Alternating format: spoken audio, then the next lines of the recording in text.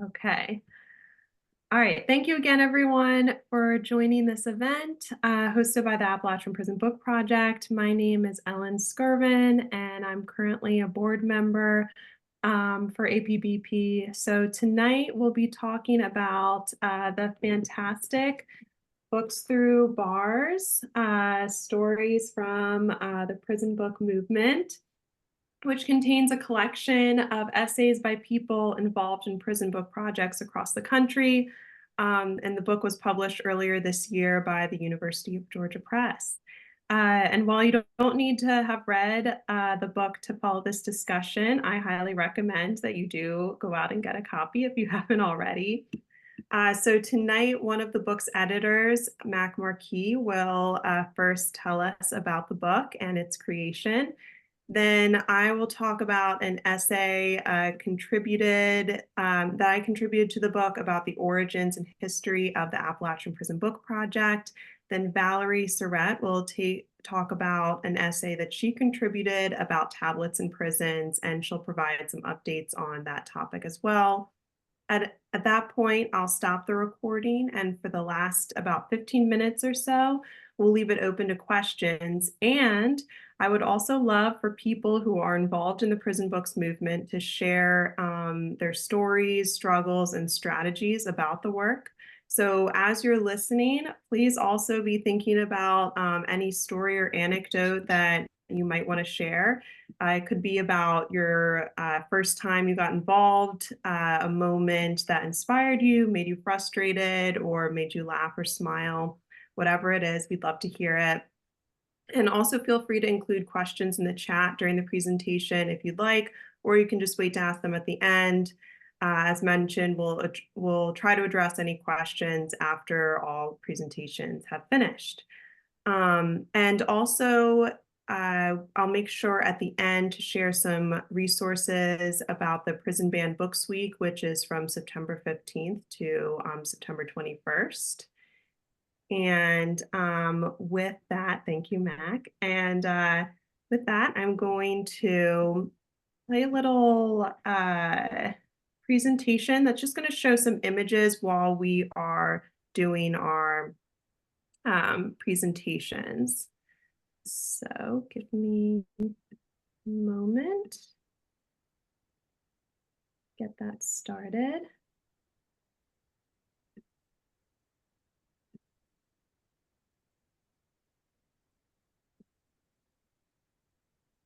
There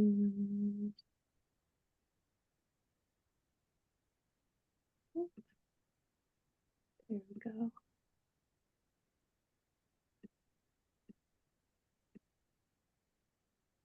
Okay. Go ahead, Mac, and you can take it away. Thanks. All right. Thank you so much, everybody, for showing up. And I do want to take a second to thank the Appalachian Prison Books program and Ellen and Valerie for making this happen. I also want to say that this wouldn't be possible without my co-editor Moira and all the people who contributed chapters, including my co-panelists, but also to all the people who volunteered for prison books programs over the years, and of course, to all the people who fought for the rights of incarcerated people. When you crack open the book, I really hope that you'll be struck by the art and the stories. It's an attempt to allow people who've been involved in this movement or affected by it to tell the story of the movement and why they think it matters. I do want to make it very clear that the people who are served by this movement are disproportionately poor and working class people. I also want to stress that the overwhelming majority of people who volunteer for these programs are also poor and working class people. This is the work we do when we're not working for hire, right?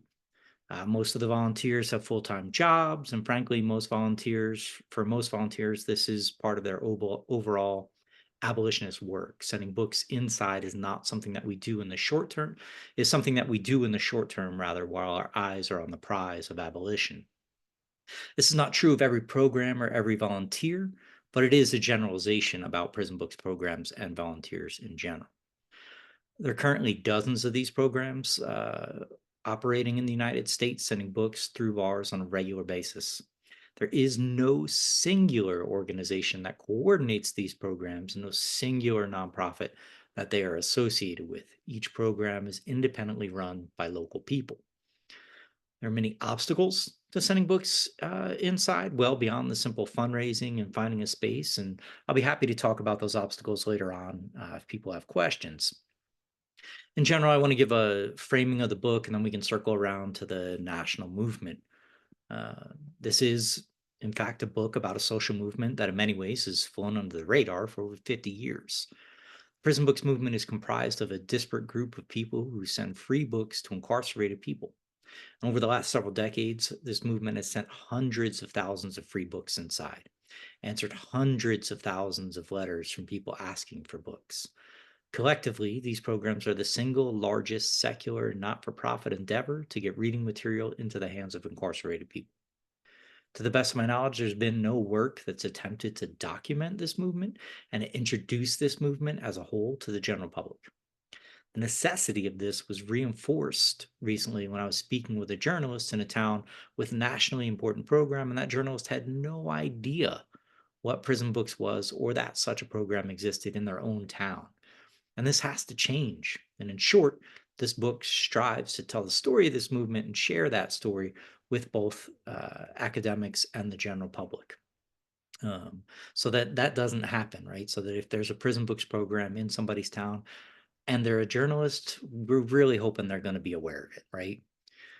One of the likely reasons this movement has flown under the radar is because the population that we serve is designed to remain invisible and forgotten by the public. And of course, here I'm talking about incarcerated people. The people in this movement refuse to not see and refuse to forget our fellow citizens, despite attempts by the federal, local, and state governments to keep incarcerated people out of sight and out of mind.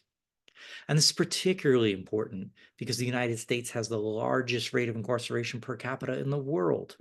In other words, we imprison our people at a higher rate than anywhere in any other country. So ask yourselves, is there something about Americans that predisposes us to criminality? Are we just a nation of degenerates? Or is there something wrong with a system that turns its citizens and the people who live in this country into criminals? According to the Prison Policy Institute, there's currently over 1.9 million incarcerated people in the United States. Black and brown people are disproportionately incarcerated. In some states, like New Jersey, have discrepancy rates as high as 12 to 1. And what that means is that Black and brown citizens are 12 times as likely to be incarcerated as white people in those states. This is not happenstance, rather, it's the byproduct of an unjust system. Now that we have the size of the population we serve kind of in our heads, let's shift back to the book. In the first part of the book, our authors talk about some of the needs for Prison Books programs, clarifying that these programs are indeed necessary and serve people whose needs are not currently being met by the state or through private enterprise. In other parts of the book, we discuss censorship and some of the obstacles to teaching and learning inside. So there's sections written by Vicki Law, giving a general overview, Michelle Dillon and Rebecca Ginsburg, and others on censorship. Looking at you, Valerie. We discuss the experiences of teaching inside, as well as the perspective of formerly incarcerated people, speaking about obstacles to learning and their relationship between the teacher and student on the inside.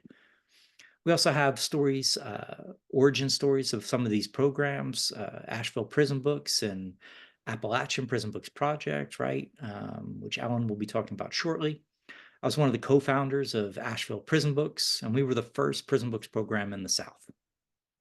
We naively tried to serve the entire Southeast, and we quickly were overwhelmed. We operated on a shoestring budget, and we didn't give up. Asheville Prison Books is still sending books to incarcerated people 25 years later. In fact, there are now multiple programs operating in the South, several of which can connect their origin story back to Asheville. I can talk more about Asheville Prison Books specifically later. We also talk about some of the efforts of the movement as a whole and that we've made to cooperate and communicate with one another from Prison Books program to Prison Books program. Of course, we have interviews with some formerly incarcerated people expressing the need for importance of books on the inside. And we give insights into the ways in which people can start their own Prison Books program, including a wonderful comic that gives step-by-step instructions. And finally, we end with discussions of these programs that are currently and with issues that these programs are currently facing and what that might mean for the future. So, to wrap this part up, this book tells the story of many of the various organizations that do this work. And unfortunately, much of that history has been lost or not remembered. However, our hope is that this book leads former volunteers to come out of the woodwork and tell their stories, and or pushes researchers to uncover fuller versions of the stories we present.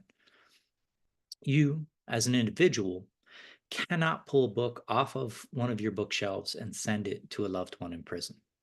You cannot buy one from a local bookstore, take it home, and then send it to a loved one in prison.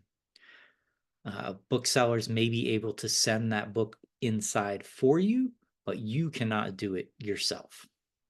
Only approved vendors can send books inside, and we can talk a little bit more about what approved vendors are and how that process works. As you might imagine, it's quite arbitrary. But for now, know that Prison Books programs bridge that gap.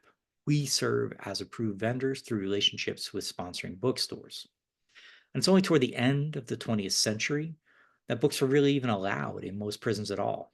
As the interview with Lorenzo Comba Irvin notes, several decades ago, the only book allowed inside the majority of prisons was the Bible. A lot of that changed through the work of an incarcerated man named Martin Sostre. That's a fascinating topic and one can take in many different directions. But I think that the easiest way for us going forward in this format is to recognize that Sostre's lawsuits and organizing did not arise from nowhere. They're part of a legacy that binds political action on the outside and inside, a legacy that looks to public education and lawsuits to advance the rights of incarcerated people. You can tie this directly to the establishment of the American Civil Liberties Union in 1920, which resulted in the response to the Red Scare, but I digress. There was a spate of activism in the 1950s by incarcerated people who were resisting changes in incarceration that were resulting in more draconian policies. There were significant prison riots in many states, such as New Jersey, Colorado, Louisiana, Utah, Nebraska, Alabama, Ohio, and on. Many state and federal prisoners rebelled at an unprecedented rate. And here I'm relying on the work of Garrett Felber and others to kind of give you this fuller story. The Civil Rights Congress was an offshoot of the Communist Party USA and the Nation of Islam, and they were heavily involved in working to support the rights of incarcerated people during this era. Enter Martin Sostre. Sostre was in Attica in New York, and he filed a lawsuit because he and other incarcerated people were being restricted in their ability to practice their faith, Islam, as it was practiced by the Nation of Islam. This was part of a long fight by adherents of the Nation of Islam to win the right to preach and teach religion on the inside. And one of the challenges the lawsuit made was access to literature. And this is Sostre versus McGinnis in 1964. Sostre's lawsuits were successful, and others, like Irvin, followed the framework that he provided to push for access to books throughout state, local, and federal prisons. Over time, people on the outside organized to send books through bars to incarcerated people, and thus was born the prison books movement. But in that interview, Irvin was clear that he wanted readers to understand that incarcerated people were at the center of this movement's origins, right? It was their advocacy for themselves that really opened the doors. And finally, as Irvin made clear, there was also an association with student groups and teaching inside that were critical to incarcerated people during this era. The support systems on the outside enabled success on the inside.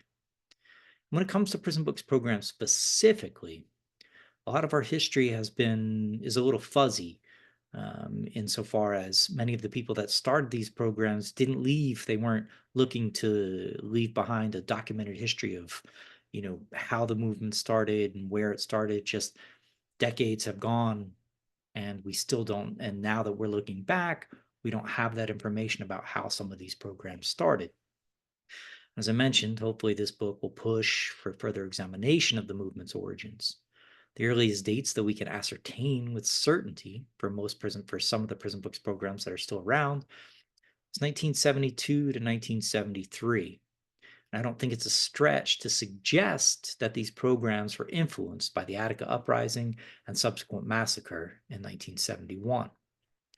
Three of the oldest programs date back to this era. The Prison Library Project began in Durham, North Carolina, and this project was begun by two people heavily associated with the interfaith community, and they estimate that they alone have sent over 500,000 books inside.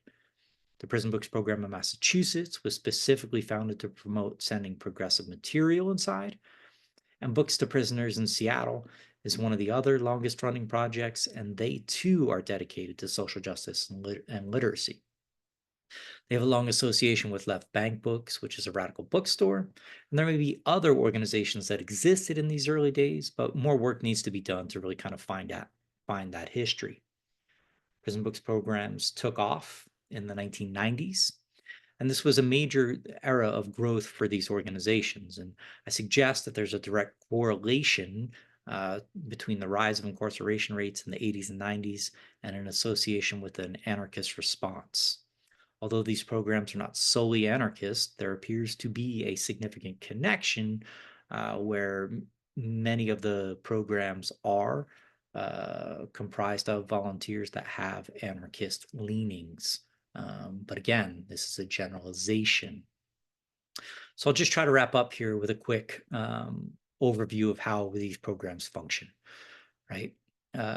Most prison books programs are run by volunteers, and we get books donated to us, or we fundraise to purchase what we need. And typically we try to find a space that is free or cheap where we can house books and package them up.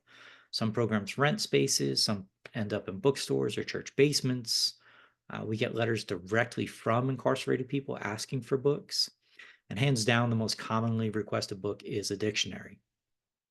Many people are surprised by that, and I think that surprise results from a lack of understanding that many people on the inside are indeed looking for ways to make their lives better. That's no easy task while incarcerated. For the record, rates of functional illiteracy are high within the prison system. Some estimates suggest as high as 60%. So people need these dictionaries to teach themselves and others how to read while incarcerated. This, of course, relates back to issues of who is incarcerated and highlights how much our educational system has been defunded and the failures that neglect and defunding breeds. There's a common misconception that all prisons have libraries. They don't. There are a few prisons with reasonable libraries, but access to them might be a different story. Some prisons might have libraries which are full of books with missing pages. Most institutions will not carry certain genres. Sometimes a library is brought to you on a rolling cart of pre-selected titles. Daniel McGowan recounted in our book that he had to stick his hand out through the food tray hole to grab random books whose titles he could not even see. But the reading desires of incarcerated people go well beyond dictionaries and other forms of self-help. There are other commonly requested genres of books, such as urban fiction, Western, African-American history, thrillers. I mean, it really runs the gamut. Word games such as Sudoku and crossword puzzles are also commonly requested. And we do our best to fill these requests, but we don't always have the exact book someone wants. That's the kind of baseline for most programs. Oftentimes, you can't fill a request with the exact book someone wants, so you hope that they also gave you a genre. Maybe they would say, hey, I really like science fiction, but I've already read all the Ray Bradbury books. Can you send me something different? Those are easy letters, because you have a good idea of what it is that they want. Sometimes you might have to discern the reading level of the person requesting the letter by their handwriting and the word choice within the letter, or the genre or other clues that they may offer within that letter. I've gotten letters where people simply asked for the biggest book we had. They desperately needed something, anything, to pass the time. So in the interest of time, I'm going to go ahead and leave it there, right? That's how many of these organizations function. And I'm open to questions a little later on, but I want to turn it back over to Ellen or Valerie. I forget who's next. Thanks so much, Mac. That was excellent. So yeah, I'm going to be going over a little bit of the essay that I contributed to the book, which is about the history of APBP and its origins. And I'll also talk a little bit about my personal experiences within APBP. Again, I'm Ellen Skirvin. I've been volunteering with the Appalachian Prison Book Project for the past 5 years, and I've been a board member and treasurer for the last 3. But before I go into talking about the origins of APBP, I do want to first acknowledge how grateful I am to Mac and Maura and everyone involved in creating this book. I know that I was kind of talking to Mac before we started too, but just the unending work involved with prison book projects makes it so hard to just take a moment and reflect and document this work. And it's actually APBP's 20th anniversary this year. So it's yeah, it's really exciting. But so instead of scrambling to try to get together and draft our history to like post on the website and celebrate, we already had that together. We didn't have to bug the same people who've been around since the beginning to tell us about that for the umpteenth time. So we've already got it documented in this book, which is amazing, and that it's among so many other beautiful and powerful essays about prison book projects across the country is just so magical. So it's amazing to be a part of. So as I said, APBP has been around for 20 years, and I have only been volunteering there for 5 years. So even though I wrote the essay about its origins, I was not there for its origins and had to gather a lot of information from different people, namely Katie Ryan, the founder of APBP. So when we get to the end of this event, the point where we have questions and share stories, if there are any APBP members who are here and who have been around longer than me, I'd love for you to provide any color or anecdotes about the touchstones that I bring up about the history. That would be wonderful. Okay, so the idea for the Appalachian Prison Book Project began in 2004 when Katie Ryan, who was an English professor at West Virginia University, taught a prison studies graduate course. Her graduate students read fiction, essays, memoirs, poetry across 150 years of writing, and they were inspired by the continuous mention of books as a source of power and freedom inside prisons. Katie had told her class about the lack of organizations that sent free books to people incarcerated in the Appalachian region at that time. And this led to further research and conversations about the many prisons and jails in Appalachia that are near and far to WVU's campus. They also discussed how West Virginia, Virginia, Tennessee, and Kentucky all have incarceration rates higher than the national average. And as Max said, that the United States also incarcerates more of its citizens, a higher proportion of its citizens than any other country. But her class wanted to do more than just lament these facts. They wanted to take action, but all involved had virtually no experience in organizing around that work, and none of them had volunteered at a prison book project before, but just decided to start their own anyway. And in reading about some of the origins of other prison book projects in Books Through Bars, I find that that seems to be a theme that people they maybe didn't have some experience with that work, but if it's not there in their area, then they have to just start doing it themselves. So this group, they tapped into the surrounding community for help and involved Morgantown locals and university members collecting paperbacks and fundraising. And even after that prison studies course had ended and some of the students had graduated and had to move away, the effort continued, and more people joined the cause, people that had full-time jobs or part-time jobs or a full course load, again, about things that had nothing to do with starting a prison book project or any organization like that. They started calling themselves the Appalachian Prison Book Project and eventually secured a donated workspace. I don't know if I think I was going to mention I think my autoplay might have stopped. But they got a donated workspace inside the All Center.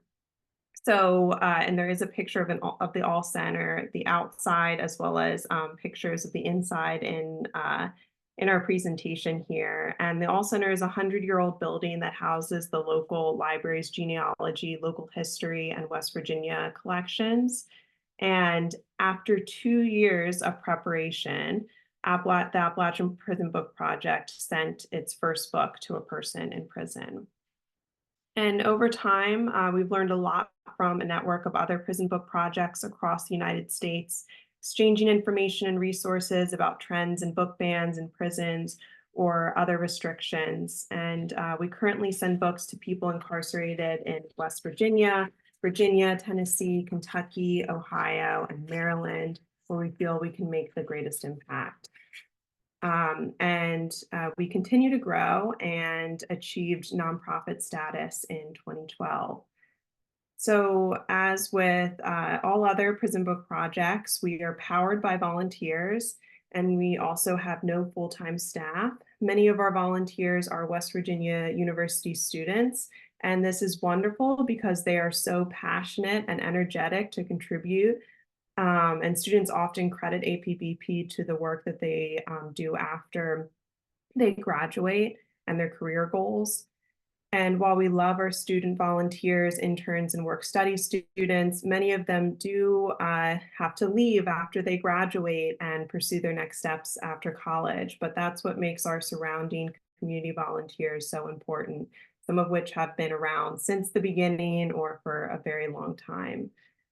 We also host book wrapping parties for student organizations and in the community, where people have a chance to meet seasoned volunteers and learn about our mission and about the work that we do. We train new volunteers almost every week.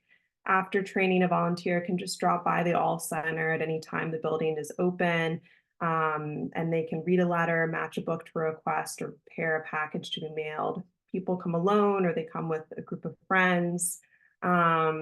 And we receive about 200 requests per week. As all prison book projects know, and as Mac pointed out too, the dictionary is our most requested book. So I have a list of some examples here of recent requests that we've gotten. A book about violin, a book about how the stars and planets are made, an advanced crochet book, a chemistry book that deals with compounds and molecular formulas, a book on starting and running a nonprofit organization. And somebody recently wrote to us from Virginia. They had said, I use the Norton Field Guide to writing on a daily basis as I'm trying to enhance my everyday writing skills. I'm also learning to write poetry and articles for magazines, and this book is helping tremendously with that. I would love to receive more books that could help to enhance my writing skills. And somebody from Ohio said, recently, I received your book To Kill a Mockingbird 1 week ago today. It was an excellent book, one I have never read before. I've passed the book along to another already and look to continue to do so until I donate it to our library. Of course, before APBP and prison book projects, many people inside have been doing the hard work of sharing books when they can, finding ways to bring books inside for themselves and others, teaching each other, and trying to bring education inside prisons. We've been trying to catch up with our work, and after a decade of sending books inside, we felt we had enough support to expand our mission. In 2014, we engaged with experts and held a multi-day educational justice in Appalachian prison symposium at West Virginia University's campus. Hundreds of people came, including public officials, students, artists, educators, including people who were previously incarcerated and currently incarcerated. And then soon after the symposium, APBP started its first book club in prison. Since then, about 100 people have participated in 100 people inside have participated in APBP's book clubs and creative writing workshops. The full group decides on what to read for each meeting together, and some groups have compiled creative writing and artwork into collections, which we have some of those published on our website. And the impact of the book clubs led us to expand our mission even further. And then in the fall of 2019, APBP reached out to community members and raised funds to provide tuition support to incarcerated students in a Pennsylvania prison to earn West Virginia University College credit for an Inside Out literature class. So Inside Out is a program where college students on the outside come inside to a prison and take a course alongside incarcerated students. Then in 2021, Katie, our founder, and Raina, another dedicated APBP volunteer, both co-founded the West Virginia University Higher Education in Prison Initiative that offers classes toward an associate's degree program at a maximum security prison.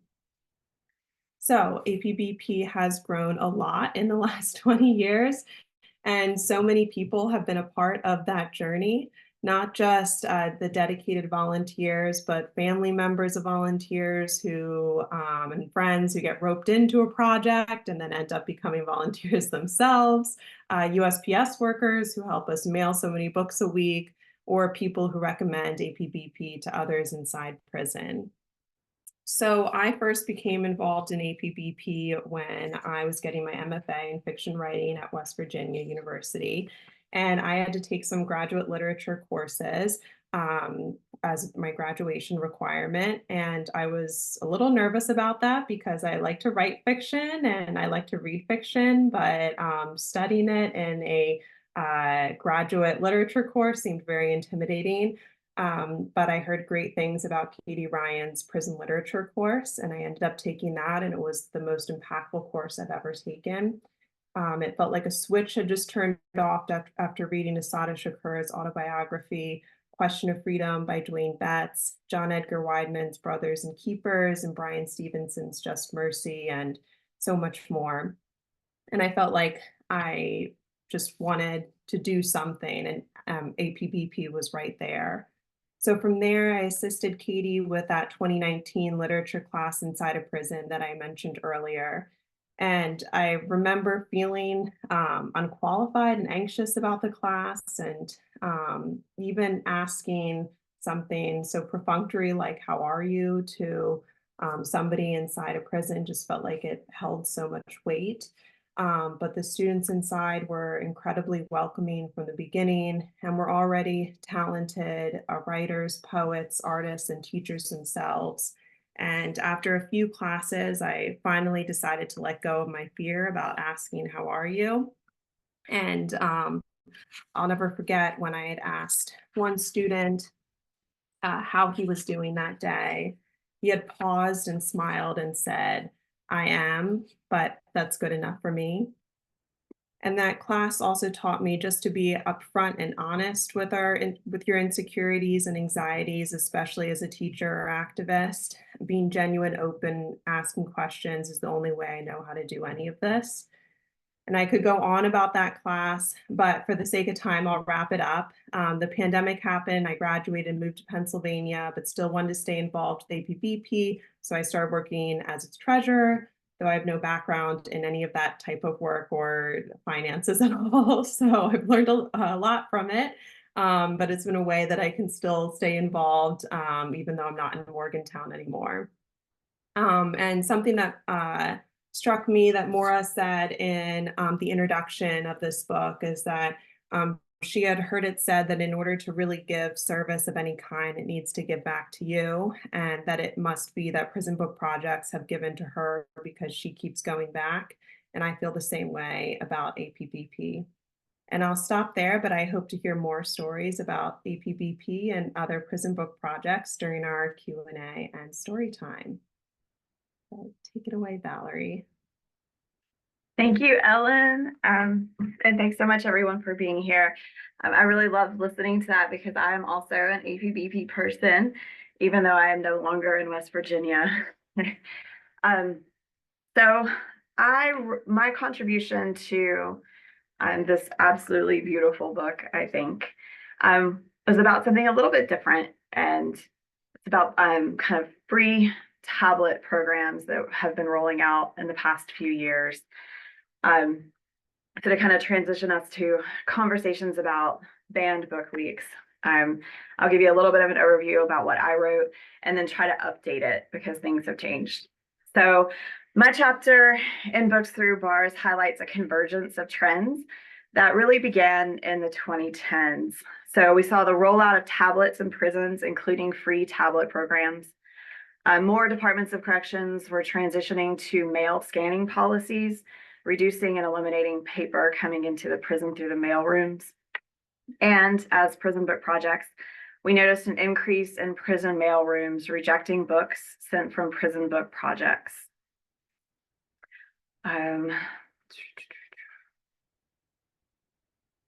Sorry, I lost my page for a second. So DOCs were citing contraband for both the mail scanning rollouts and crackdowns on physical books, specifically liquid form drugs that could be dried on paper and sent through the mail. Though departments of corrections have routinely failed or refused to provide statistics or documentation indicating how often this takes place. So my chapter highlights the simultaneity of these trends and provides a brief history of the well-documented predatory practices of two prison industry juggernauts. So Aventive Technologies, or Securus and JPay, and Global Tellink, which has since rebranded itself as Viapath Technologies in 2023. So my chapter effectively, Securus and Viapath operate as a prison communications duopoly, representing 80% of prison telecom industry. Combined, they hold exclusive contracts with 43 state prison systems and over 800 county jails. Both companies have long and checkered histories of charging incarcerated people and their families exorbitant rates for phone calls and securing contracts by offering Department of Corrections commissions on revenues. And both companies began expanding their prison communications offerings in the early 2010s through prison tablets.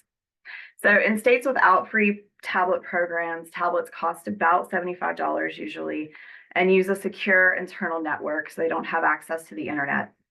But around 2015, both companies began signing contracts with DOCs to pilot free tablet programs.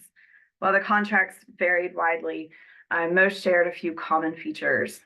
So Securus and Viapath would provide tablets to all eligible incarcerated people. I'm still not sure what the parameters for eligibility are. And they front the costs for installation and maintenance of the secure networks. So tablets include some free content. This also varies widely and can include religious texts, educational materials, and law resources, and limited selections of ebooks. All other services come with steep price tags. Email, text, video messaging, video calling, games, music, movies, ebooks, all cost much more on prison tablets than their fair market value. Most contracts include a commission of revenues for departments of corrections, and Securus and Viapath can terminate contracts if tablets aren't profitable enough.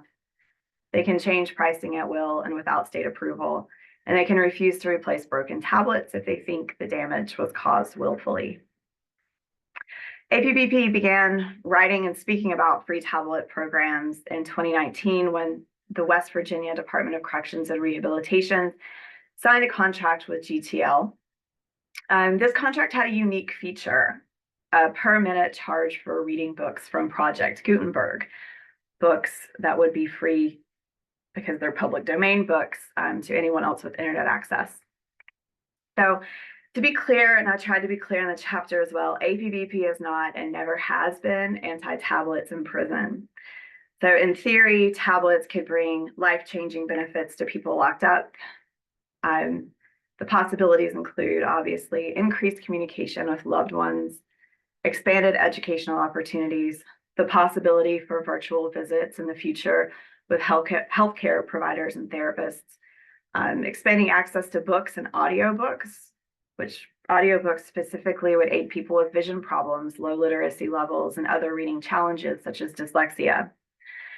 And though tablets are available in prison and jails are outdated and rudimentary, their use can still go a long way towards mitigating tech shock for people leaving prisons after long sentences.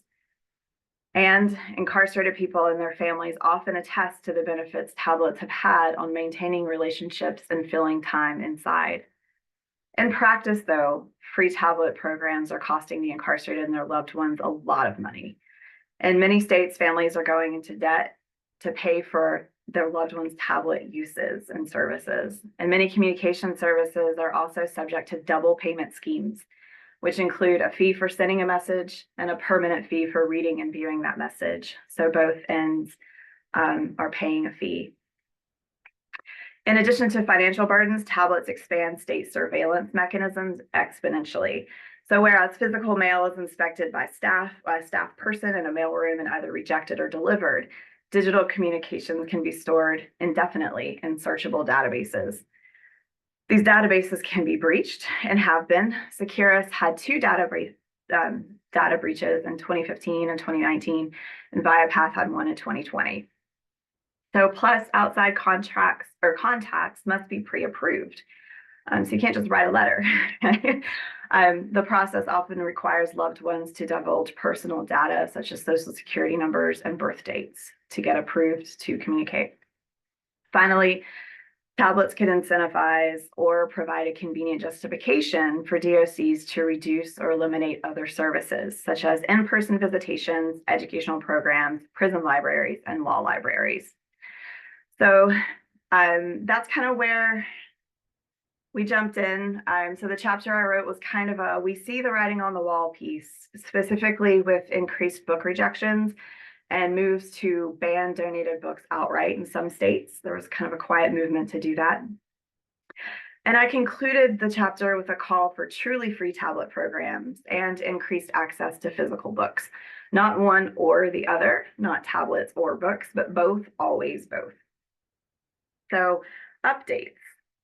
So since writing the chapter in 2020, 2021-ish, some things have changed, and a lot is thanks to the tireless efforts of grassroots organizing and advocacy. So first, a trend of making phone calls free in jails and prisons. In 2018, New York City passed the first of its kind legislation making phone calls in jails free. San Francisco followed in 2020. In 2021, Connecticut became the first state to pass legislation making phone calls free in jails and prison. In 2022, California, Colorado, Minnesota, and Massachusetts all passed legislation for free phone calls, either in prison or in jails or both. And in 2023, after a decades-long fight from organizers, the Martha Wright Reed Just Reasonable Communications Act, which is a mouthful, was signed into law, expanding the FCC's power to cap prices for prison telecom services, including phone calls and video calls. In 2019, thanks again to organizing efforts, the FCC agreed to stop Securus's acquisition of IC Solutions, which was the third largest prison telecom provider. If that would have gone through, the acquisition would have gone through, then Securus and Viapath would have represented 90% of the market. So largely credited to 6+ years of grassroots organizing to expose prison telecom predatory practices, this year, Securus defaulted on over $1 billion of debt. Creditors have given Securus an 8-month extension, urging Platinum Equity, the private equity firm that owns Securus, to sell. However, attempts to sell have so far fallen through. Viapath's future looks similarly grim. Their debts are coming due in 2025. And in 2023, San Francisco rolled out the first truly free tablet program in its jails. It's still very new. San Francisco made phone calls free in 2020. When San Francisco began talking tablets, an organization or a coalition, San Francisco Jail Justice Coalition, pushed for a completely free program.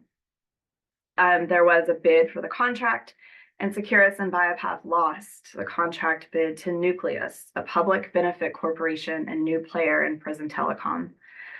The program is also made possible by a partnership with the San Francisco Public Library and the mayor's commitment to allocate $500,000 annually from the city's general fund. The ebook and audiobook library offers more than 63 book titles. Sorry, 63,000 book titles. I don't know if I read that wrong. Beyond the Bars, a worker organization in South Florida, is currently pushing for a similar truly free tablet program modeled after San Francisco's in Miami-Dade jail. The future of Securus and Viapath are unclear, The public is becoming more and more aware of predatory practices in prison industries, and organizing efforts deserve the lion's share of that credit. We all know this work is hard and results seem glacially slow a lot. I mean, it's easy to get cynical, but in the last decade, we've seen DOCs walk back all-out bans on book donations, thanks to the coordinated efforts of prison book programs. Prison telecom giants might be getting reined in thanks to decades-long organizing. And now a free tablet program rollout, uncoupled from predatory practices, has moved from theoretical to real. Of course, these are all very new, and we know how things that sound good can sometimes take left turns. But these seem to be good signs, and the work continues. That's it. Fantastic. Thank you so much, Valerie. So I'm going to stop sharing my screen, and I'm also going to stop our recording, and we'll transition into any questions as well as